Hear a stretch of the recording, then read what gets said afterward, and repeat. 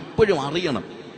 Eden തോട്ടത്തിൽ ആദമനെ ഹവ്വയും സൃഷ്ടിച്ചു കഴിഞ്ഞതിന് ശേഷം ഞാൻ പറഞ്ഞല്ലോ, കല്ലും ഇഷ്ടിയും ഒക്കെ ആയിരുന്നെങ്കിൽ അതിനെ അങ്ങനെ ഫിക്സ് ചെയ്തേച്ച് പോകാമായിരുന്നു. പക്ഷെ ദൈവം എന്താ ചെയ്യുന്നറിയാമോ? പിന്നീടുള്ള എല്ലാ ദിവസങ്ങളിലും വൈകുന്നേരങ്ങളിൽ വെയിലാറുമ്പോൾ ദൈവം ഇറങ്ങി വന്നു. ഈ ആദമന്റെ ഹവ്വയുടെയും കൂടെ സമയം സ്പെൻഡ് ചെയ്തു, എല്ലാ ഈവനിങ്സും, എല്ലാ വൈകുന്നേരങ്ങളും. പക്ഷെ ഇപ്പൊ പറ്റുന്ന പ്രശ്നം എന്താണെന്ന് ചോദിച്ചു കഴിഞ്ഞാൽ, പണ്ട് കാലത്ത് ഞാൻ ആലോചിച്ചിട്ടുണ്ട്, പണ്ട് കാലത്ത് പകല് പണിയെടുക്കാനും രാത്രി വിശ്രമിക്കാനും ആയിട്ട് ദൈവം തന്നതാണ്. പക്ഷെ സന്ധ്യ, ഇതിനെ രണ്ടിനെയും കൂടെ യോജിപ്പിക്കുന്ന ഒരു സന്ധ്യയുണ്ട്.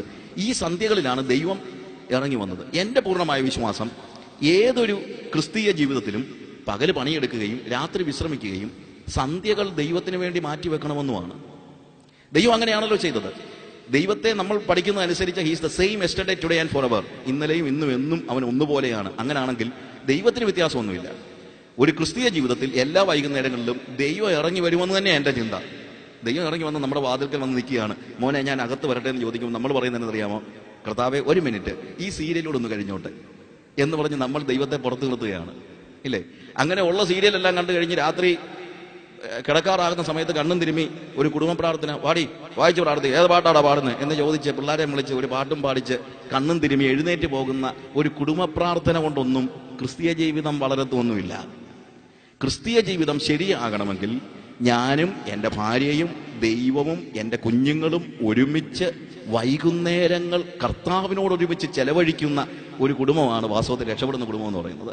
അതുകൊണ്ടാണ് യഹോവ ഭവനം പണിയാതിരുന്നാൽ, നിരന്തരമായി പണിയാതിരുന്നാൽ പണിയുന്നവൻ വൃഥാധ്വാനിക്കുകയാണ്. അതുകൊണ്ട് നമ്മുടെ കുടുംബത്തിന്റെ ഭയം ദൈവം, യേശു കർത്താവ്, അവൻ കാണുന്നുണ്ട് എന്നുള്ള ബോധ്യത്തോടു കൂടെ. എന്നിട്ട് ഭാര്യമാരോട് പറയാണ്, നിങ്ങളുടെ ഭർത്താക്കന്മാരെ സകലത്തിലും കീഴടങ്ങിയിരിപ്പീൻ. എങ്ങനെ കീഴടങ്ങിയിരിപ്പീൻ? സഭ ക്രിസ്തുവിന് കീഴടങ്ങിയിരിക്കുന്നത് പോലെ നിങ്ങൾ നിങ്ങളുടെ ഭർത്താക്കന്മാർക്ക് കീഴടങ്ങിയിരിപ്പീൻ. ഭർത്താക്കന്മാരോട് പറയാണ്, കർത്താവ് തന്റെ സഭയെ സ്നേഹിച്ചതുപോലെ നിങ്ങൾ നിങ്ങളുടെ ഭാര്യമാരെ സ്നേഹിപ്പീൻ. ഭാര്യയോട് പറയുകയാണ് കീഴടങ്ങിയിരിക്കുക, ഭർത്താവിനോട് പറയുകയാണ് സ്നേഹിക്കുക. ഞാൻ ആലോചിച്ചിട്ടുണ്ട്, എന്തുകൊണ്ടാണ് ഇത് രണ്ടും ഇങ്ങനെ സ്പെസിഫിക് ആയിട്ട് പറയാൻ കാര്യം, വ്യക്തമായിട്ട് പറയാൻ കാര്യം? ഒറ്റ കാര്യമേ ഉള്ളൂ. സ്ത്രീകളും പുരുഷന്മാരും ആഗ്രഹിക്കുന്ന ഏറ്റവും വലിയ കാര്യം ഇതാണ്. ഒരു ഭർത്താവ് സ്ത്രീയിൽ നിന്ന്, ഭാര്യയിൽ നിന്ന് ഏറ്റവും കൂടുതൽ പ്രതീക്ഷിക്കുന്നത് എന്താണെന്നറിയാമോ? കീഴടങ്ങിയിരിക്കുന്ന ഒരു ഭാര്യയാണ്. എത്ര ഫെമിനിസം പ്രസംഗിച്ചാലും വീട്ടിൽ വരുമ്പോൾ തലേ കയറുന്ന ഒരു ഭാര്യയെ ഭർത്താവിന് സഹിക്കാൻ പറ്റത്തില്ല. അതുപോലെ സ്ത്രീകളുടെ കാര്യത്തിൽ അവർ ഏറ്റവും കൂടുതൽ ആഗ്രഹിക്കുന്നത് ഭർത്താവ് അവരെ സ്നേഹിക്കണമെന്നുള്ളതാണ്. അതുകൊണ്ട് ഈ സ്ത്രീകളൊക്കെ പറയുന്ന കേട്ടിട്ടുണ്ടോ നിങ്ങൾ തന്നെ, അങ്ങനെ എനിക്കൊന്നും തന്നില്ലെങ്കിലും വേണ്ടില്ലായിരുന്നു, എന്നെ ഒന്ന് സ്നേഹിച്ചാൽ മതിയായിരുന്നു. കാര്യം സ്ത്രീയുടെ ഹൃദയത്തിന്റെ പൾസ് അതാണ്. എന്ത്? അവൾക്ക് എപ്പോഴും സ്നേഹം വേണം. ഭാര്യയ്ക്ക് ഭർത്താവിന് എപ്പോഴും കീഴടങ്ങിയിരിക്കുന്ന ഒരു ഭാര്യ, ഭർത്താവ് സ്നേഹിക്കുന്നവനായ ഒരു ഭർത്താവിനെ ഭാര്യ ആഗ്രഹിക്കുന്നു, കീഴടങ്ങിയിരിക്കുന്നതായ ഒരു ഭാര്യയെ ഭർത്താവ് ആഗ്രഹിക്കുന്നു. അതുകൊണ്ടാണ് പൗലോസ് പറയുന്നത്, യെസ്, നിങ്ങൾ അത് തന്നെ ചെയ്യണം.